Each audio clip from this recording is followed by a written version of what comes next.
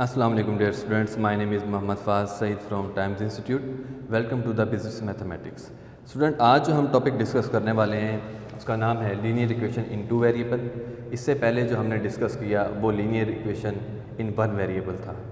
Ji student, linear equation in two variable की जो formation है वो कुछ इस तरह से होंगी। ax plus by is equal to c where a b c belongs to real number, यानी कि ये कोई ना कोई रियल नंबर्स हो सकते हैं। रियल नंबर्स माइनस में भी हो सकते हैं, प्लस में भी हो सकता है, ज़ीरो भी हो सकता है। ठीक हो गया। अब स्टूडेंट बात करते हैं, आपको याद होगा कि हमने जो इन वन वेरिएबल में जो इक्वेशन निकाली, लेट्स सपोज जिस तरह से ये था, आपने इसको इज इक्वल टू -5 किया और ये x की आंसर आ गया। जो linear equation in two variable है स्टूडेंट, हमने आपको याद होगा कि हमने जब इसकी डेफिनेशन रीड की थी तो हमने कहा था कि linear equation in two variable will show the graph, यानी कि ग्राफ को रिप्रेजेंट करता है। एक ग्राफ को रिप्रेजेंट करने का मतलब क्या है कि हम बेसिकली इस इक्वेशन को y is equal to mx plus c की फॉर्मेशन में लिखेंगे, यानी कि y का आंसर एक तरफ और x का आंसर दूसरी तरफ। इसमें स्टूडेंट हमारे पास ये एक फंक्शन बना y is equal to f of x, जिसमें जो राइट हैंड साइड है स्टूडेंट वो हमारी क्या होती है, इंडिपेंडेंट वेरिएबल की होती है, और जो लेफ्ट हैंड साइड होगी वो डिपेंडेंट वेरिएबल की होगी। फॉर एग्जांपल जैसे मैं एक एग्जांपल लूँ तो आप देख सकते हैं कि मिस्टर वाई की वीकली सैलरी हमने मेजर करनी है, यानी कि डिपेंड कर रही है। अगर वो, मैं इसको कंप्लीट कर लेता हूँ, अगर वो मिस्टर वाई की वीकली सैलरी स्टूडेंट क्या होगी कि अगर वो पर यूनिट कोई भी चीज़ है, कोई भी कमोडिटी है, उसको सेल आउट करता है, उसको उसके ऊपर 3 रुपीज़ का इंसेंटिव दिया जाता है, यानी कि कमीशन दिया जाता है। ठीक है, हम इसको किस तरह से रिप्रेजेंट करेंगे, ये यूनिट्स हो गए, जितने भी यूनिट्स वो सेल आउट करेगा उसको हम मल्टीप्लाई बाय 3 करेंगे, प्लस 20 रुपीज़ उसको फिक्स्ड सैलरी उसकी जो पर वीक है वो दी जाती है। अब यहाँ देखिए कि यहाँ पर सैलरी डिपेंड कर रही है नंबर ऑफ यूनिट्स के ऊपर। क्लियर? तो बेसिकली हमारे पास linear equation in two variables का मतलब ये होगा कि y is equal to f of x means independent variable and y is the dependent variable. x के आने ना आने से, x के होने या ना होने से y अफेक्ट करेगा, तो हम इसे कहेंगे कि ये हमारे पास फंक्शन है इन टू वेरिएबल में। क्लियर हो गया स्टूडेंट? ओके, वापिस आते हैं स्टूडेंट। हम बात कर रहे थे कि हमें जो दो वेरिएबल में इक्वेशन गिवन होगी, हमने कुछ उसको इस फॉर्मेट में लिखना है। क्लियर होगी बात? अब यहाँ पर आगे बढ़ते हैं। यहाँ पर ये जो स्टूडेंट m है, m मीन्स स्लोप होगा। स्लोप का मतलब क्या स्टूडेंट? जैसे मैं एक इक्वेशन ग्राफ ड्रा कर रहा हूँ, क्योंकि हम ये देख चुके हैं कि x की डिफरेंट वैल्यूज़ को सब्स्टिट्यूट किया जाएगा तो y आएगा। अगर आपका स्टूडेंट जो ग्राफ है वो कुछ इस तरह से बने, यानी कि लेफ्ट साइड से स्टार्ट हो और अप होता हुआ राइट साइड पर जाए, तो इसको स्टूडेंट हम कहेंगे पॉजिटिव स्लोप। स्लोप मीन्स उसका, उस स्ट्रेट लाइन का तिरछापन या आड़ापन। बिकॉज हम ये भी बात कर चुके हैं कि जो हमारे पास टू वेरिएबल में इक्वेशन होती है लीनियर, वो एक स्ट्रेट लाइन को रिप्रेजेंट करती है। तो स्ट्रेट लाइन की डिफरेंट कंडीशंस हो सकती हैं। स्ट्रेट लाइन इस तरफ से भी हो सकती है, स्ट्रेट लाइन उसके ऑपोजिट भी हो सकती है, स्ट्रेट लाइन हॉरिजॉन्टल भी हो सकती है, स्ट्रेट लाइन वर्टिकल भी हो सकती है। तो फर्स्ट में हम जस्ट अभी स्लोप की बात कर रहे हैं। स्लोप पॉजिटिव और नेगेटिव क्या होता है, जबकि स्लोप खुद क्या है हम मैथमेटिकली इसको बाद में डिफाइन करेंगे कि स्लोप का एक्चुअल में मतलब क्या है, स्लोप का मतलब क्या है इस लीनियर इक्वेशन में। मैं जस्ट आपको ये डिफाइन करना चाह रहा हूँ कि स्लोप पॉजिटिव कब होगा, स्लोप नेगेटिव कब होगा, यानी कि इसका टेढ़ापन कब पॉजिटिव होगा कब नेगेटिव होगा। आप यहाँ देख सकते हैं स्टूडेंट, अगर मैं इसको ग्राफ पे इस तरह से ऐसे बना कर देखूँ, एक ये लाइन आई, एक ये इधर से ये आया, फिर ये आया, बिकॉज हमने एक लाइन जनरेट की है, ये पॉइंट ये पॉइंट ये पॉइंट, इस तरफ बढ़ें तो एक यहाँ पर पॉइंट बनेगा, इसी तरह यहाँ पर पॉइंट बनेगा। तो यहाँ देखें स्टूडेंट x की ये आपके पास x वैल्यूज़ हैं। जैसे ही आपने एक x की वैल्यू पुट की वह y आया, फिर आपने x की वैल्यू और पुट की, ये साइड है नेगेटिव स्टूडेंट, हम बड़े की तरफ आ रहे हैं। x लेट्स सपोज -3 है, यहाँ -2 है, यहाँ -1 है और ये 0 है। -1 रखने -3 पुट करने से माइनस का आंसर, फिर x और हमने बड़े की तरफ गए, -2 इज़ द ग्रेटर दैन -3, तो फिर y का आंसर देखिए और छोटा हुआ, यानी कि वो भी बड़ा होता गया क्योंकि निचली साइड y भी नेगेटिव की है। मींस अगर हम x की वैल्यूज़ को बढ़ाते जाएं, x की वैल्यूज़ को इंक्रीज़ करें तो y भी इंक्रीज़ होता हुआ नज़र आ रहा है। ठीक है, y भी इंक्रीज़ होता हुआ नज़र आ रहा है, लाइक -1 -2 -3 ये y है। तो माइनस का 3 पुट करने से y -3 आया, माइनस का 2 पुट करने से हमारे पास x माइनस का 2 पुट करने से y माइनस का 2 आया, x माइनस का 1 पुट करने से y माइनस का 1 आया, इसी तरह से 0 पुट करने पर 0 आया, 1 पुट करने से स्टूडेंट 1 आया, x की वैल्यू 1 पुट की। ठीक है, तो ये एक ग्राफ, एक एग्जांपल ले रहे हैं, यानी कि अगर आपका ग्राफ लेफ़्ट से राइट की तरफ बन रहा है तो उसको हम कहेंगे ये पॉजिटिव स्लोप रखता है, जिसमें x भी इंक्रीज़ होगा, y भी इंक्रीज़ होगा। इसी तरह स्टूडेंट एक नेगेटिव स्लोप भी होता है। नेगेटिव स्लोप में क्या होगा कि आपका ग्राफ ऑपोजिट बनेगा, लाइक दिस।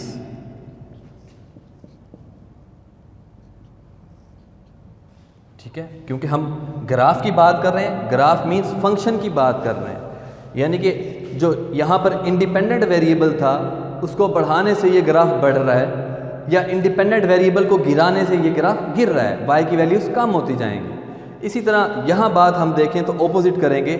यहाँ हमने कहा कि लेफ़्ट से राइट की तरफ बढ़ेंगे, यहाँ राइट से लेफ़्ट की तरफ आएंगे, बल्कि इसको हम यूँ लिखेंगे इस साइड से, साइड वही रखेंगे स्टूडेंट, ये हमारी लेफ़्ट साइड है, यहाँ पर भी हमारी लेफ़्ट साइड है, लेफ़्ट से राइट की तरफ जा रहे हैं, यहाँ पर भी लेफ़्ट से राइट की तरफ जा रहे हैं। लेकिन यहाँ देखिएगा कि जैसे जैसे हम x की वैल्यूज़ को पुट कर रहे हैं तो ये ग्राफ नीचे की तरफ जा रहा है। मीन्स x की वैल्यूज़ इस तरफ से अगर हम बात करें तो यहाँ नेगेटिव होती हैं, यहाँ y, फिर x की वैल्यू लेट्स सपोज यहाँ से x की वैल्यू ली, ये y की वैल्यू आई, फिर उसके बाद स्टूडेंट यहाँ पर आए तो यहाँ पर x की वैल्यू ली और इस स्टेज पर हमारे पास y की वैल्यू आई, फिर x की वैल्यू ली और फिर y की, और निचली साइड हमारी ये साइड देखें y की, क्योंकि ये साइड तो x की पॉजिटिव है, तो x की वैल्यू इंक्रीज़ होती जाएगी, लेकिन y की वैल्यूज़ यहाँ पर क्या हो रही है स्टूडेंट, मुसलसल डिक्रीज़ होती आ रही है। लाइक -2 था,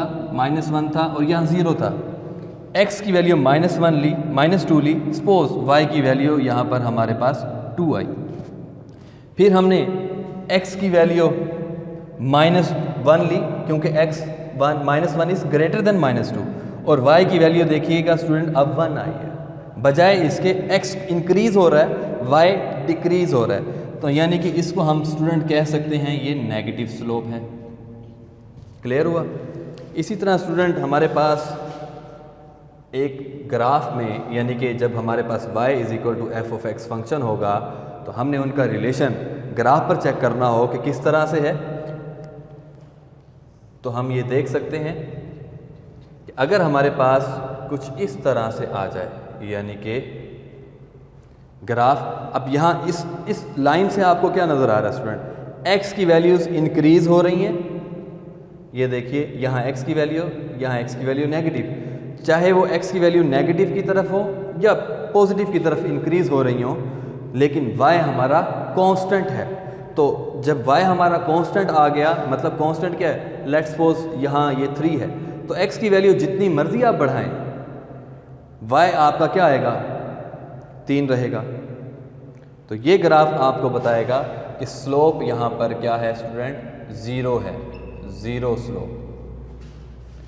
और इसी तरह फोर्थ कंडीशन है, अगर स्टूडेंट हमारा जो स्लोप है, यानी कि जो ग्राफ है, अगर वो कुछ इस शेप का मिल जाए वर्टिकल लाइन में, तो इसका स्टूडेंट जो स्लोप होगा वो होगा अनडिफाइंड, यानी कि इसका जो स्लोप होगा वो अनडिफाइंड होगा। अनडिफाइंड मीन्स कि जिसका हम नहीं बता सकते, यानी कि समथिंग ओवर ज़ीरो जैसे होता है इन्फिनिटी, अनडिफाइंड स्लोप कहलवाएगा।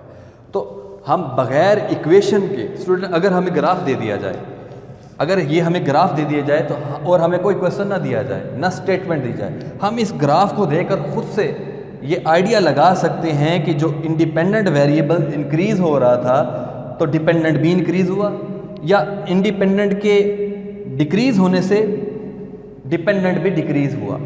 आप यहाँ से देख सकते हैं कि मैं ऑपोजिट कैसे बता रहा हूँ।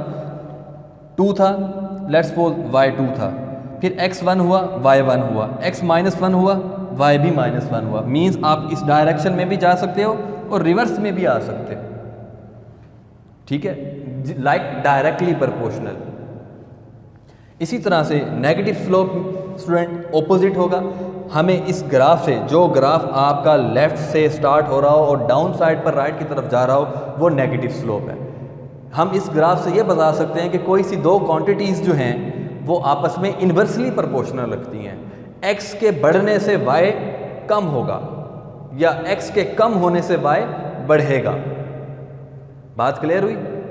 इसी तरह स्टूडेंट ज़ीरो स्लोप के अगर हमें ये ग्राफ दे दिया जाए तो हम ये इजीली अंडरस्टैंड कर सकते हैं कि अगर हमारे पास इंडिपेंडेंट वेरिएबल्स इंक्रीज़ हों या डिक्रीज़ हों, y पर कोई इफेक्ट नहीं कर रहा। लाइक इसकी एग्जांपल आप यूँ समझ लें, y = 5। स्टूडेंट x की वैल्यू इसमें जो मर्जी, कांस्टेंट फंक्शन है, ठीक है, बल्कि इसको हाँ y = हम 3 ले लेते हैं।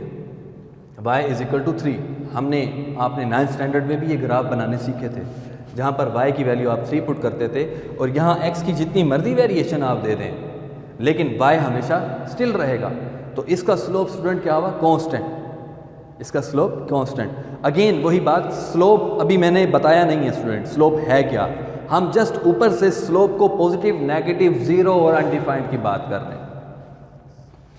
और इसी तरह स्टूडेंट वर्टिकल अगर हमारे पास ग्राफ बने, या हम इस ग्राफ को देखकर डायरेक्ट ये बता सकते हैं कि इसका जो स्लोप है वो क्या है?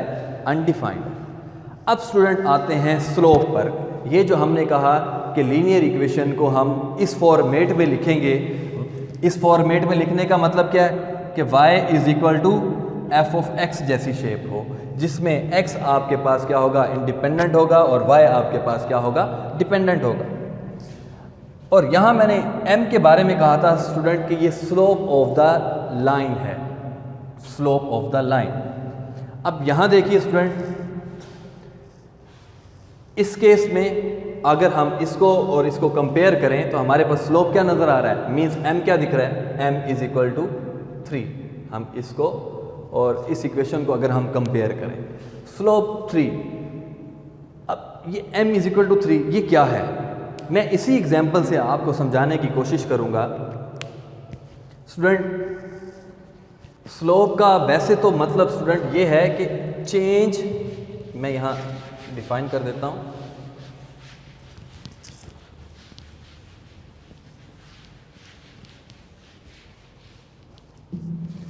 m = change in y divided by change in due to change in x। मतलब कहने का क्या है कि y की वैल्यू में कितना चेंज आएगा। अब स्टूडेंट ये चेंज क्या है? y2 - y1, change in x, x2 - x1। क्योंकि हम इस ग्राफ में बैठकर बात कर रहे हैं कि x इंडिपेंडेंट वेरिएबल है, डेफिनेटली जो ग्राफ बनेगा स्टूडेंट वो तो इसकी x की इनफाइनाइट में नहीं, नंबर्स तक का ग्राफ बन सकता है। हम ये देखना चाहते हैं कि इसका स्लोप क्या है, मतलब हम सिर्फ 2 से 3 वैल्यूज़ लेकर इसका स्लोप निकालने की कोशिश करेंगे। x की 0 वैल्यू सब्स्टिट्यूट की, लेट्स सपोज x की 0 वैल्यू सब्स्टिट्यूट की, ये x है और ये y है। 0 पुट करने से स्टूडेंट हमें मिला 20। x की 1 वैल्यू सब्स्टिट्यूट की, हमें मिला 23। x की 2 वैल्यू सब्स्टिट्यूट की, हमें मिला 26। अगर मैं इनको ऑर्डर्ड पेयर में लिखना चाहूँ तो ऑर्डर्ड पेयर में स्टूडेंट क्या बनेगा? 0, 20, 1, 23, 2, 26। अब स्टूडेंट ये क्या है? इसको x1 का नाम दीजिए। आप जानते हैं कि जब हम ग्राफ में x की वैल्यू पुट करते हैं तो बदले में हमें y आता है।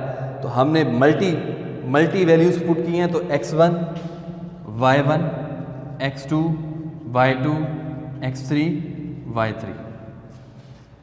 Again I am repeating, slope क्या है? Change in y values due to change in x values, यानी कि एक रेशो है कि y की वैल्यूज़ में कितना चेंज आया डिवाइडेड बाय, यानी कि किसकी वजह से? x की वैल्यूज़ में चेंज आने की वजह से। तो ये बेसिकली स्लोप है। यानी कि अगर हमने यहाँ हमने 0 पुट किया तो y की सैलरी, यानी कि 0 यूनिट पुट किया तो y की सैलरी में कितनी तब्दीली आई? 20 रुपीज़। 1 पुट किया, 1 यूनिट उसने सोल्ड किया, तो y की सैलरी स्टूडेंट कितनी बनी? 23। इसी तरह से जब 2 यूनिट्स सेल हुए तो y की सैलरी क्या आई? 26। तो अब इसमें स्टूडेंट एक कॉमन रेशो बन चुकी है। वो कॉमन रेशो क्या है कि उसकी सैलरी डिपेंड कर रही है इसके स्लोप के ऊपर। अगर हम इसी पेयर से वापस जाना चाहें कि इसका स्लोप क्या है, यानी कि y की वैल्यूज़ में कितना चेंज आया और किन की मदद से आया? चेंज इन x वैल्यूज़ की वजह से। तो ये देखें स्टूडेंट, मैंने इसकी लेबलिंग की। अब मुझे नहीं पता कि ये क्वेश्चन क्या है, मैं देखना चाहता हूँ कि इसका स्लोप क्या है। स्लोप आप एक लॉजिकली आप ये सोच रहे होंगे कि एक इसकी फिजिकल डायग्राम बनेगी, जबकि मैं आपको क्या बताना चाह रहा हूँ, एक रेशो है स्लोप, ठीक है, कि y की वैल्यूज़ में जो चेंज आएगा किसकी मदद से आएगा? x वैल्यूज़ की मदद से आएगा। तो बेसिकली वो रेशो का नाम स्लोप है, ठीक है। यानी कि उसकी जो सैलरी है वो इस रेशो से इंक्रीज़ हो रही है या इस रेशो से डिक्रीज़ भी हो सकती है अगर वो नुकसान करता है तो। जी स्टूडेंट, मैं आपसे कह रहा था कि लेट्स सपोज ये हमारे पास इक्वेशन है ही नहीं, हमारे पास अगर ये ऑर्डर्ड पेयर गिवन है तो ऑर्डर्ड पेयर की मदद से हम इसका ग्राफ बनाकर देखते हैं। ये तो आपको पता चल गया कि x वाली साइड क्या है? इंडिपेंडेंट है, और y वाली साइड क्या है? डिपेंडेंट है। तो हम इसका अगर ग्राफ बनाएं तो हमें मिलेगा लेट्स सपोज 0, ये 1, ये 2, ये 3। स्टूडेंट ये स्केलिंग हम अपनी मदद से अपनी आसानी के लिए कर लेते हैं। आप स्केलिंग किसी भी तरह से कर सकते हैं, लेकिन हमारे पास इतनी स्पेस होनी चाहिए। अब y स्टूडेंट चूँकि हमारे पास बहुत बड़ी वैल्यूज़ आ रही हैं तो मैं y का स्टैंडर्ड 5, 10, 15, 20, 25, 26 ये सेट करता हूँ। अब इसका ज़रा ग्राफ बनाइए स्टूडेंट। ग्राफ में देखिए क्या, x की वैल्यू 0, y 20 ये रहा, फिर x की वैल्यू 1, y की वैल्यू 23, ये 1, 23 स्टूडेंट हम ये इमेजिन करते हैं कि ये कुछ यहाँ लाए करता होगा। ये 23 इस तरफ आ जाए और ये इस तरफ आ जाए, ये रहा 23। इसी तरह स्टूडेंट नेक्स्ट वैल्यू है हमारे पास x की 2 और 26, तो ये 2 और ये एग्जैक्ट हम इसको 26 करते हैं और यहाँ से हम इसको इस तरह शेडेड में ले आएंगे। तो स्टूडेंट मैंने एक ग्राफ ड्रा करना है। देखिए मैं ग्राफ किस तरह से ड्रा कर रहा हूँ। लेट्स सपोज ये हमारा ग्राफ बना, बिकॉज यहाँ एक स्टैंडर्ड स्केलिंग होना बहुत मुश्किल है, तो यहाँ अगर हम एक स्केल के थ्रू करते तो ये एग्जैक्ट आती है। ये स्टूडेंट हमारे पास, अब यहाँ ज़रा ऑर्डर पेयर लिखिएगा 0, 20 और ये आपके पास जो एरिया था वो 123 का था और ये आपके पास 226 का है। मैंने कहा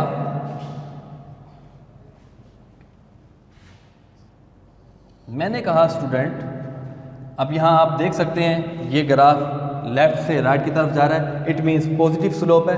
डेफिनेटली आप देख सकते हैं कि जितने यूनिट वो सेल करेगा उतनी ही सैलरी उसकी इंक्रीज हो रही है। तो ये केस नंबर 1 हुआ हमारा स्लोप का कि ये हमारा पॉजिटिव स्लोप है। अब मैं आपसे ये कह रहा हूँ कि लेट्स सपोज कि ये हमारे पास इक्वेशन नहीं है, हमें जस्ट ये ग्राफ दे दिया जाता है और हमने ये देखना है कि y की वैल्यूज़ में चेंज किस तरह आ रहा है जबकि x की वैल्यूज़ चेंज हो रही हैं, तो मतलब स्लोप कितना है। तो हमारे लिए स्टूडेंट स्लोप का जो फार्मूला रहेगा वो m इज़ इक्वल टू, यानी कि वही जो हमने अभी लिखा, change in y due to change in x values, जिसको हम यूँ भी लिख सकते हैं 2y2 minus y1 divided by x2 minus x1। अब देखें स्टूडेंट, स्लोप y2 स्टूडेंट हमारे पास क्या है, ये हमारे पास y1 y2 y3 है, ये हमारे पास x1 x2 और x3 है। यही वो वैल्यूज़ हैं जो हमने वहाँ पर मेंशन की। तो y2 स्टूडेंट देखिएगा 23 minus y1 is 20 divided by x2 minus x1, x2 1 minus 0। तो स्लोप स्टूडेंट देखिएगा 23 minus 23 divided by 1 which is equal to 3। ये देखिएगा स्लोप वही था, मतलब slope means change in y values due to change in x values. अच्छा, हमारा question यहाँ पर भी ख़त्म नहीं हुआ। ज़रूरी नहीं है स्टूडेंट कि हम हर बार y2 माइनस y1 करें, आप इसका और भी कहीं से भी आप ले सकते हैं। लेट्स सपोज ये हमारे पास इस वक्त y1 और y2 की कंडीशन में था और ये x2 y2 था। अब हम स्टूडेंट इसी को y1, इसको हम x1 का नाम दे देते हैं और ये y1। नेक्स्ट केस में स्टूडेंट हमारे पास x2 हो जाएगा ये, और ये y2 हो जाएगा। आप इसको भी लेकर देखिएगा, स्लोप सेम आएगा। स्लोप सेम क्यों आएगा? क्योंकि ये एक रेशो थी, डिवाइडेशन की फॉर्म में है ना m स्लोप। तो स्लोप बेसिकली एक रेशो है जो ये बता रही है कि डिपेंडेंट वेरिएबल में चेंज करने, डिपेंडेंट वेरिएबल में जो चेंज आएगा किसकी वजह से? इंडिपेंडेंट वेरिएबल के चेंज होने से। वो कॉमन रेशो सेम रहेगी। आप इसको क्रॉस चेक कीजिए। हमारे पास अब ये स्टूडेंट जो हमारा प्रीवियस में x2 था वो x1 है, तो आप इसको लेकर दीजिए। हम इसको स्टूडेंट इस तरह से लिखते हैं x3 minus x2, x3 minus x2 and y3 minus y2, ये ऊपर रहा। आप इसको क्रॉस चेक कीजिए। y3 स्टूडेंट हमारे पास इस केस में क्या रहेगा? चलें, मैंने इसका नाम यहाँ लिख दिया था इस तरह से, तो ये y1 y2 minus y1 and जी स्टूडेंट, मैंने एक्चुअल में इसका नेम यहीं पर ही x1 और x2 कर दिया। मैं यहाँ x2 y2 या x3 y3 भी लिख सकता था, तो मैंने इसी हिसाब से आगे बढ़ते हैं। y2 स्टूडेंट क्या है? 26 माइनस y1 23 डिवाइडेड बाय, जी स्टूडेंट x2 क्या है हमारे पास इस केस में? 2 माइनस 1। तो आप देख सकते हैं अगेन इन दोनों को सोल्व करने से भी 3 आया, तो ये कॉमन रेशो थी। ये स्टूडेंट स्लोप कहलवाएगा। क्लियर हो गई बात? आगे बढ़ते हैं। अब तक स्टूडेंट हमने ये देखा कि हमारे पास लीनियर इक्वेशन इन 2 वेरिएबल में एक फंक्शन को रिप्रेजेंट करता है। फंक्शन बेसिकली क्या होता है? y is equal to f of x की फॉर्म होती है। F of x means independent variable, y means dependent variable. और उसके बाद हमने उसका जो ग्राफ बनाने के लिए कहा कि ग्राफ बेसिकली 4 टाइप्स के हो सकते हैं, एक पॉजिटिव स्लोप का, एक नेगेटिव स्लोप का, एक कांस्टेंट स्लोप का यानी कि 0 स्लोप का, और एक अनडिफाइंड स्लोप का।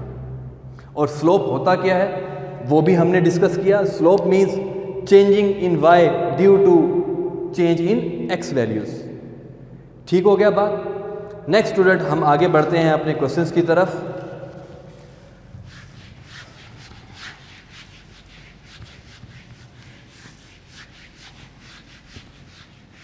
स्टूडेंट हमसे कहा गया है क्वेश्चंस में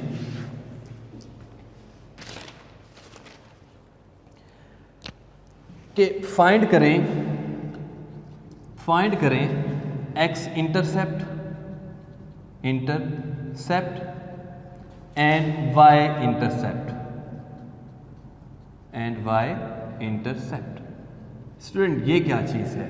हमने तो अभी तक जो स्लोप की बात की, तो x इंटरसेप्ट और y इंटरसेप्ट क्या है? चलिए क्वेश्चन के थ्रू इसको समझ भी लेते हैं। 3x minus 4y is equal to 24।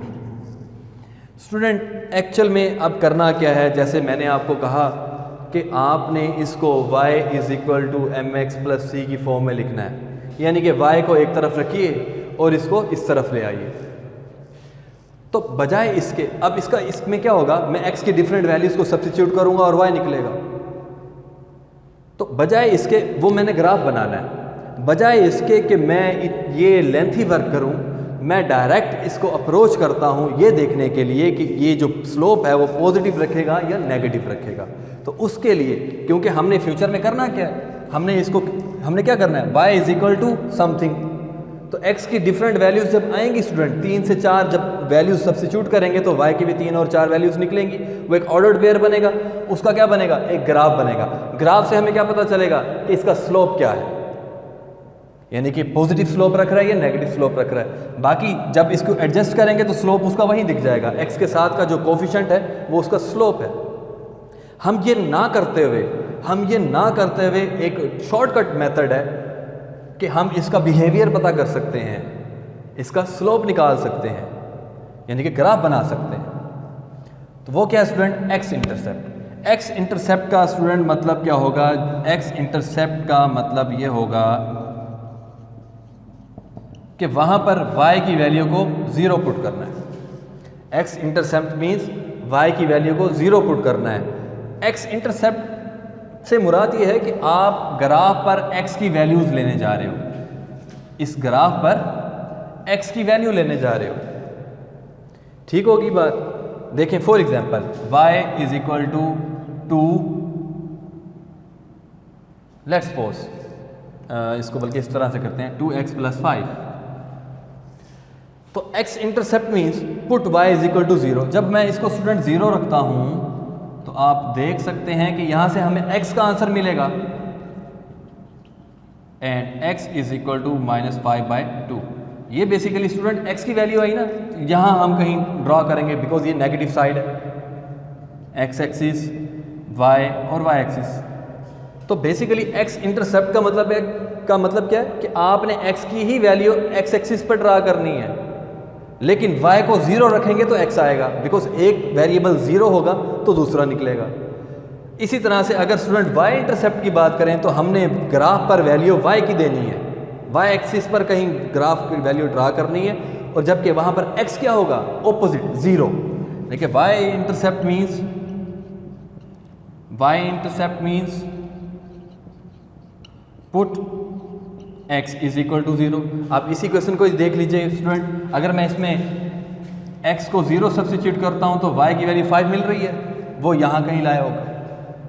तो एक हमने जो वैल्यू पुट की -5/2 लेट्स सपोज यहां था, और दूसरा y हमारे पास 5 आया। स्टूडेंट हम अगर मैं इन दोनों के दरमियान में ऐसे लाइन खींच दूं तो ये स्केच बन रहा है, ये देख सकते हैं आप। जस्ट 2 वैल्यूज हमने, एक x इंटरसेप्ट लगाया, एक y इंटरसेप्ट लगाया, और उसी से हमने दो के दरमियान में जो 2 पॉइंट्स थे उनके दरमियान में हमने ग्राफ ड्रा कर दिया, जिससे हमें नज़र आ रहा है कि अब ये लेफ्ट से राइट की तरफ जा रहा है, पॉजिटिव स्लोप रखेगा।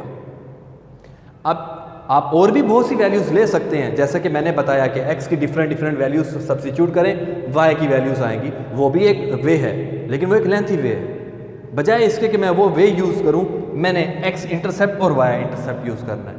क्लियर हुआ स्टूडेंट? इसका क्वेश्चन लेते हैं जल्दी से। हमें जस्ट इस क्वेश्चन में पूछा गया है x इंटरसेप्ट और y इंटरसेप्ट। ये नहीं कहा कि ग्राफ ड्रा करो, ये नहीं कहा कि स्लोप की नेचर बताओ। तो सिंपल हम क्या करेंगे, यहां लिखेंगे स्टूडेंट x इंटरसेप्ट, तो यहां put y is equal to 0। तो हमें स्टूडेंट ये क्या मिला, 3x - 4 × 0 is equal to 24, and 3x is equal to 24, and x is equal to 24/3, x is equal to student 8। तो हम यहाँ पर x इंटरसेप्ट का आंसर निकालेंगे। x की वैल्यू y स्टूडेंट 0 सब्स्टिट्यूट किया और x हमें मिला 8, ये इसका ऑर्डर्ड पेयर हुआ। इसी तरह स्टूडेंट हम क्या करेंगे, y इंटरसेप्ट निकालेंगे। y इंटरसेप्ट जी, y इंटरसेप्ट में स्टूडेंट क्या करना होगा, put x is equal to 0, put x is equal to 0। तो स्टूडेंट अगेन हम इसमें 0 सब्स्टिट्यूट करते हैं, 3 × 0 -4y इज इक्वल टू 24। हमें मिला -4y is equal to 24, and y is equal to 24 divided by -4, y is equal to -6। तो हमारे पास जो इसका ऑर्डर्ड पेयर बना स्टूडेंट, x की वैल्यू को 0 सब्स्टिट्यूट किया, y -6 मिला। तो ये दो, अगर हमसे कहा जाता है कि इसका ग्राफ ड्रा करें या इसका स्लोप बताएं, तो स्लोप भी स्टूडेंट निकाला जा सकता है। देखिए x1 y1 x2 y2, तो हम डायरेक्ट इसका स्लोप भी बता सकते हैं कि जब x की वैल्यूज़ में जो चेंज आ रहा है, ठीक है, उसका y वैल्यूज़ पर क्या इफेक्ट पड़ेगा, वो कॉमन रेशो। जस्ट हमसे ये पूछा गया था, find the x intercept and y intercept. Student इसका क्वेश्चन नंबर 2 करते हैं, नेक्स्ट क्वेश्चन की तरफ बढ़ते हैं।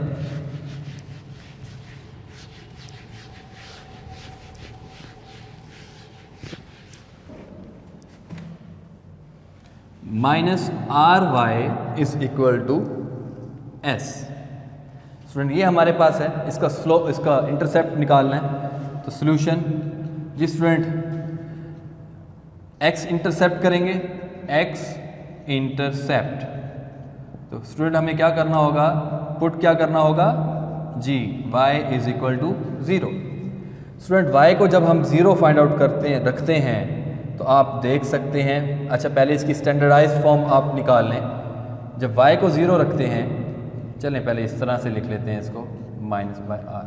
जब y की वैल्यू स्टूडेंट हम 0 रखते हैं, तो यहाँ देखिए क्या यहाँ पर x है, नहीं है, बिकॉज x इंटरसेप्ट का मतलब क्या है, x की वैल्यू को निकालना जो ग्राफ पर पुट की जाए।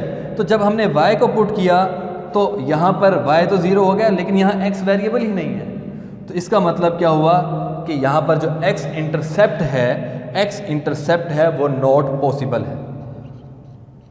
ये हम इसको उतार लेंगे और आंसर क्या देंगे, नॉट पॉसिबल, नॉट पॉसिबल। इसी तरह स्टूडेंट हम अब y इंटरसेप्ट पर आएंगे, y इंटरसेप्ट। जी स्टूडेंट y इंटरसेप्ट के लिए हमें क्या करना होगा, x की वैल्यू को स्टूडेंट हमें यहां पर क्या रखना होगा, 0 रखना होगा। जी y intercept put x is equal to 0। तो स्टूडेंट हमें y की वैल्यू क्या मिली, आप इसी को यहाँ पर ले लीजिए, -s/r। तो x की वैल्यू को 0 रखेंगे तो हमारे पास आंसर क्या आ रहा है, यानी कि यहाँ पर सपोज कर लिए x 0 पुट करना है, x है ही नहीं ना, तो y की वैल्यू तो फाइंड आउट हो रही है, बिकॉज y इंटरसेप्ट का मतलब क्या था, y की वैल्यू निकालना जो है y एक्सिस पर मौजूद हो। तो y का आंसर स्टूडेंट हमें यही मिलेगा और इसका आंसर बनेगा 0,s/-r।